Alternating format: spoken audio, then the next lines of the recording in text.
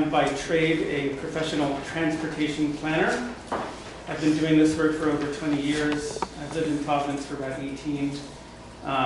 And I'm happy to live in a city that takes the open meetings law serious, not just in a legal sense, but in a spiritual sense as well. So thank you for taking comments tonight. I thank Madam Chair for striking much of the unnecessary material from this amendment. Having had only a few minutes to review it, I can't speak all that well to it.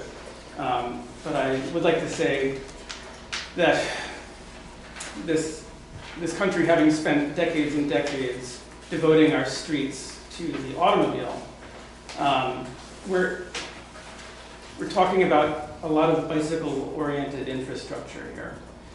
But if you look at it in comparison to the fact that nearly every street in our city already has sidewalks on both sides, and every street in the city already is designed for the safe travel of motor vehicles. Looking at it in that light, I think we might all see that this is less about giving more to bicyclists and more like creating a more even playing field so that people who do choose to travel by bike or must travel by bike will have better conditions for their travel. Some people would say, well, it's already legal for bikes to go on any non-limited access highway.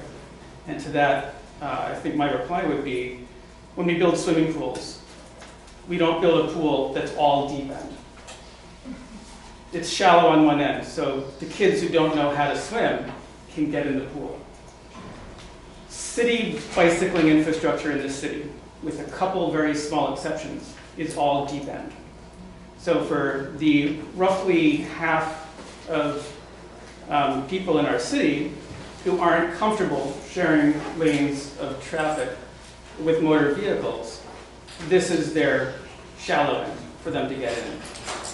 It's critically important, especially now. For me, it was certainly the case when I was a kid. When I was my daughter's age, my daughter was 9, I was everywhere in my town on my bike. And there were no bike lanes. The difference is, back then, not a single driver was on their phone. Yeah. Today, if you're walking, as I do, I walk to work and back. I'm very lucky that I live close enough to my office that I can do that. I would say between half and 2/3 of people are either on their phone while they're driving, or they have it mounted so that when alerts come up, it takes their eyes off of the road. Certainly a lot of them try to wait till they get to a stop sign or a red light before checking to make sure that life hasn't spun out of control. A lot of this bike infrastructure that we're talking about here is making up for the fact that driver behavior is so much less safe now than it was when I was a kid and when a lot of us were children. So summing up, adding another layer of approval to proposals and plans that have already been put together by our city's wonderfully smart and dedicated planning department and reviewed by a really terrific public works department here in the city is an onerous layer that's really unnecessary.